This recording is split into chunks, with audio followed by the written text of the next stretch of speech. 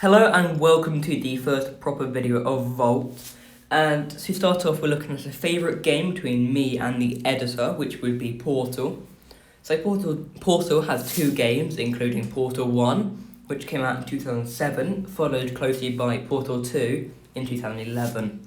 So the idea of Portal is quite an intricate one and is certainly a very different one compared to other games. It consists of primarily a series of puzzles or tests as known in the game, which must be completed by teleporting the character from point A to point B using a teleportation device. So we're going to go over the backstory and some more of the more interesting lore. So let's get right into that. Aperture Science began off as Aperture Fixtures, a company owned by A. Cave Johnson. Aperture Fixtures sold state-of-the-art shower curtains in the early 1940s. So this company earned Cave Johnson an awful lot of money, and he proceeded to buy a salt mine in Michigan in hopes of joining the world of science. Aperture Science was very shortly created, and more noticeably the Aperture Science Innovators Facility, which would eventually become the Aperture Science Enrichment Center, which would come into play later. All of these events happened during the late 1940s, and Aperture Science rose to be one of the best science companies, even earning a reward in 1947. In the following 10 years, even though the company carried out a number of very questionable devices, including the certain quantum tunneling device, Aperture seems to always fall a step behind Black Mesa, who are Aperture's main rivals in the world of science.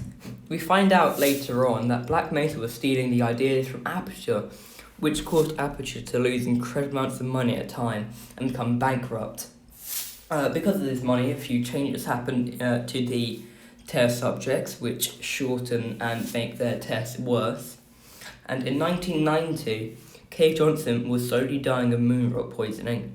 He was terribly bankrupt and could barely afford $7 of moon rock, but he bought £70 million worth. He rounded it all up and found it was exceedingly good at holding the portals. At this point, Aperture began to work on brain mapping and artificial intelligence. This was a desperate last-ditch attempt to preserve the mind of Cave Johnson, but it was said that if the technology was not ready by the time Cave Johnson came to pass, then his forever loyal secretary Caroline would be his successor and would have her mind stored in artificial intelligence. Cave Johnson unfortunately passed away in the late 1980s, and under Caroline's masterful rule, the Aperture Science Enrichment Center was built. And in the 1990s, the Generic Lifeform and Disk Operating System, or GLaDOS, was complete and finally implemented. GLaDOS was powered up during the company's first and ever last annual Bring Your Daughter to Work Day.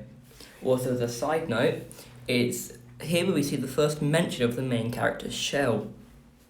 The day ended in an unknown disaster to which one could only assume had something to do with GLaDOS, as she became sentient almost immediately after being turned on, and her first thing she did was kill everyone in the room she was in.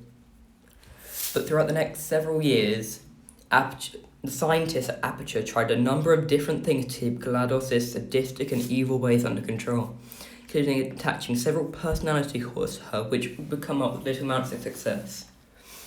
The final solution that was devised was to add a morality core, which would add something as a conscience. Almost engineers agreed with this plan, and not everyone did, including a certain Doug Ratman. It's also good to note that Shell, the main protagonist, seemed to have got some kind of part-time job at Aperture during this time. When the morality core was implemented, GLaDOS seemed eager to perform an experiment during the company's Bring Your Cat to Work Day. Notably, she asked for a little neurotoxin, but claims it was only for scientific purposes. GLaDOS then obviously quickly used the opportunity to kill or capture everyone at Aperture with neurotoxin. And it seemed that everyone outside of Aperture had forgotten those stuck in there, but that's nowhere near what happened. Around this time that the events of Black Mesa happen. During many teleportation events, which yield decent success, Black Mesa tried to contact a group of planet-invading, society-destroying aliens known as the Combine. The all-out war soon followed, with mankind surrendering in an astonishing 7 hours. It is believed that the compound attempted to get into Aperture, but GLaDOS held them off. Years passed, and the aforementioned Doug Ratman discovers there might be one person who can stop GLaDOS, Shell.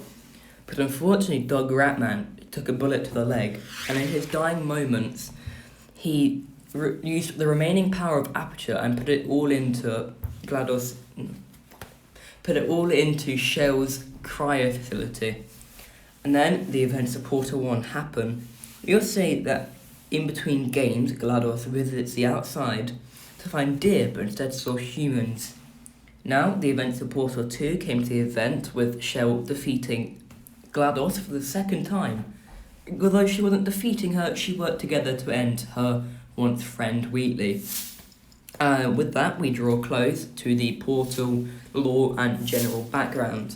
We will make more videos going into more depth about it, but I hope you did enjoy it, and if you did, please like and sub and comment what games you want us to cover next. I hope you've enjoyed. This has been Sam of Volts.